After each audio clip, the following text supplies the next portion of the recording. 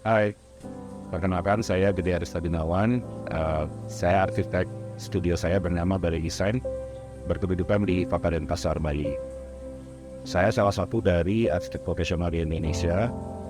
Saat itu saya pemegang kualifikasi arsitek profesional STRA utama dan juga kualifikasi ASEAN Architect.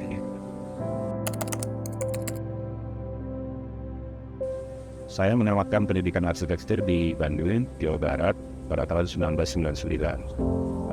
Kemudian sejak tahun 2000 saya bekerja pada sebuah konstruksi arsitek di Bali.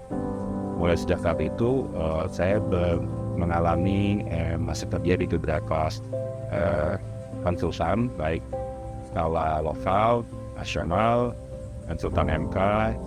Kemudian saya juga cukup berhenti mengalami pengalaman bekerja pada konsultan asing, baik yang Western maupun yang Eastern.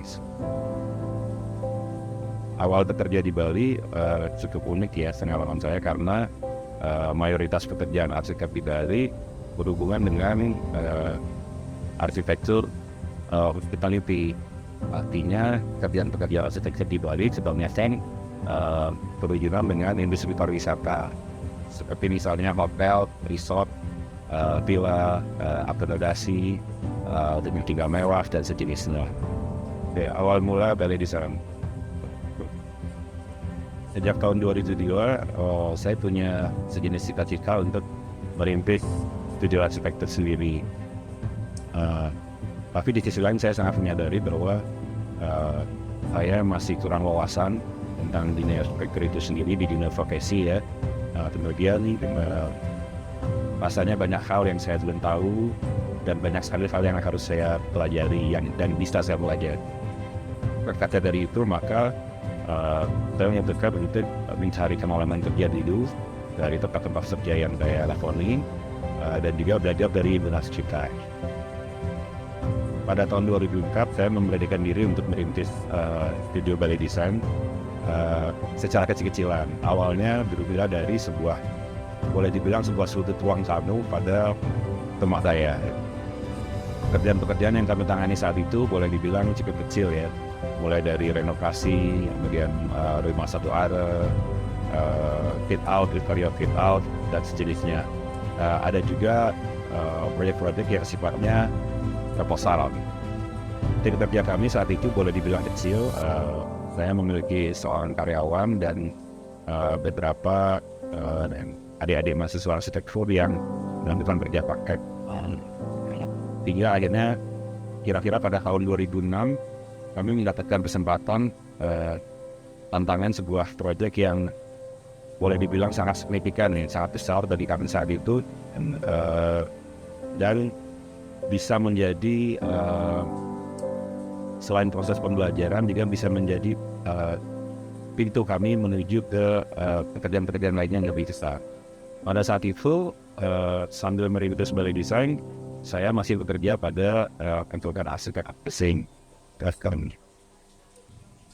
Kemudian pada tahun 2007 saya memutuskan untuk resign dari tempat kerja saya dengan tujuan ingin lebih fokus pada studio Bali Design.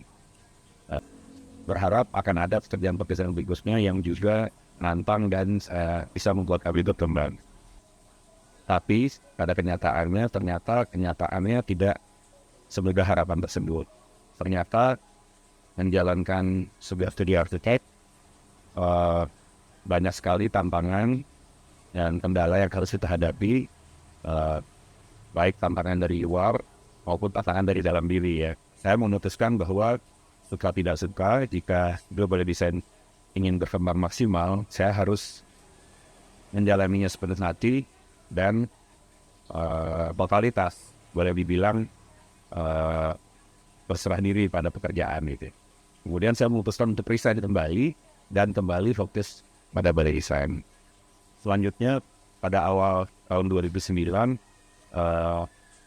saya memutuskan melakukan renovasi terhadap studio kami yang tadinya cukup kecil itu. Dengan kemampuan yang terbatas, kami berusaha untuk mendesain sendiri, kemudian boleh dibilang membangun sendiri studio Bali Design yang awalnya berupa sebuah ruang tamu menjadi studio yang kurang lebih lebih mendekati seperti yang sekarang.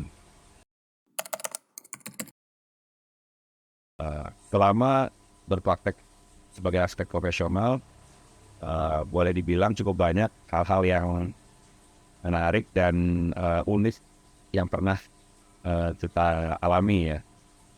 Mungkin saya bisa ceritakan beberapa di antaranya. Kami pernah menangani proyek di mana kliennya begitu berapi-api dan menggebu-gebu membahas mengenai proyeknya, dan kami sangat intens di proyek itu.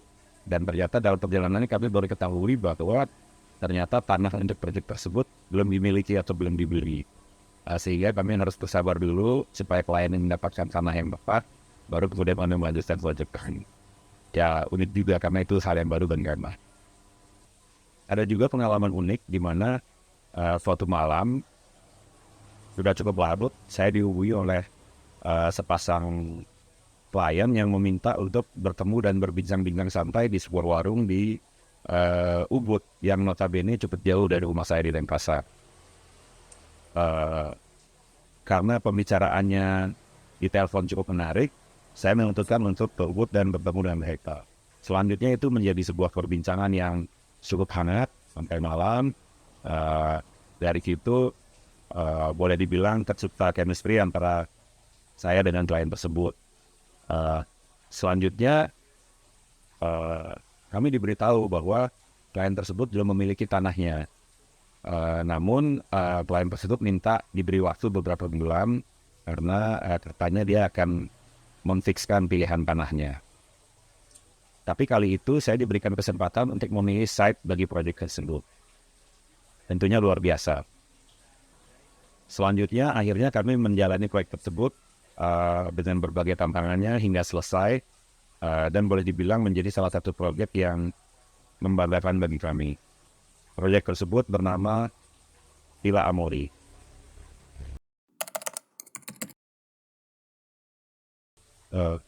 Villa Amori adalah sebuah proyek, awalnya adalah sebuah rumah peristirahatan yang kemudian berkembang menjadi commercial villa. Berada di sebuah desa yang di dalam sebuah desa yang sebetulnya secara jarak tidak jauh dari sentral Ubud, tetapi mengalami kesulitan dari segi infrastruktur. Jalan yang kecil, jembatan yang kecil, tanjakan yang curam, infrastruktur yang terbatas, line telepon yang tidak ada, PDAM yang juga belum ada, dan masyarakat di sana juga sebagian besar adalah petani. Banyak tantangan yang kami alami dalam menjalani proyek tersebut, mulai dari desain hingga tendering hingga pelaksanaannya, sampai pengawasannya juga ya. Banyak sekali hal yang kami pelajari dari menangani pekerjaan tersebut. Boleh dibilang kami berkembang bersama proyek tersebut. Karena setelah proyek tersebut selesai, klien tersebut boleh dibilang menjadi klien berulang bagi kami, terus memberikan pekerjaan-pekerjaan berikutnya dengan tantangan-tantangan baru ya. Dan itu sesuatu yang luar biasa bagi kita.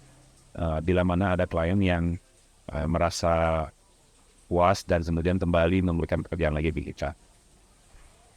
Pada tahun 2016 dan 2017, properti tersebut, Villa Amori, oleh sebuah website yang cukup terkenal di bidang pariwisata, yaitu TripAdvisor, diberi award sebagai properti villa nomor 1 di Bali.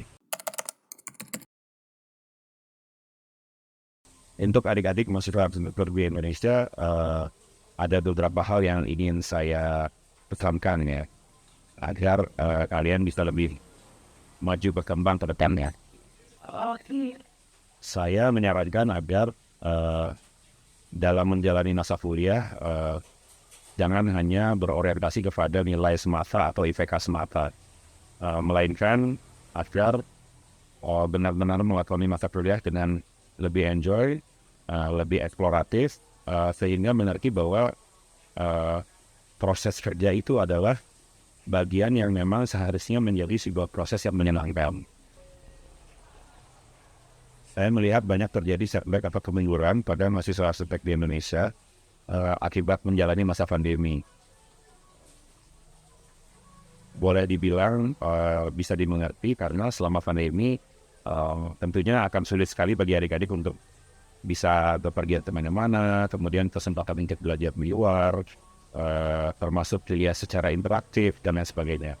Meskipun ada metode pengganti kuliah secara online, akhir kata menjadi pintar atau terampil itu menurut saya sesuatu yang relatif bisa dikejar.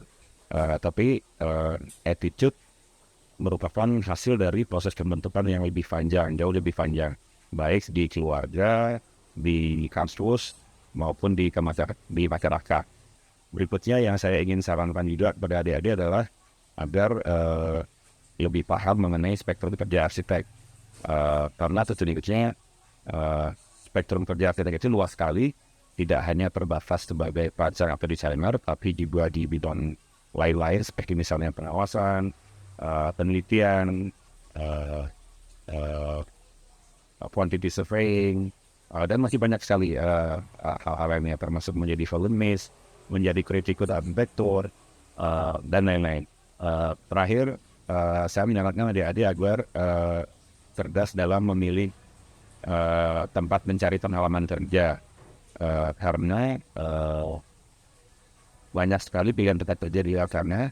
Namun sebaiknya adik-adik memilih tempat kerja yang memberikan ruang untuk belajar dan berkembang. Artinya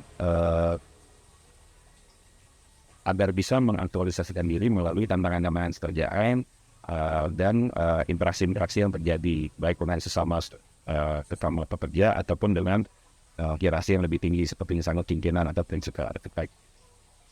Demikian penyampaian dari saya, semoga bermanfaat buat adik-adik dan rekan-rekan semua. Sampai jumpa lagi di lain kesempatan.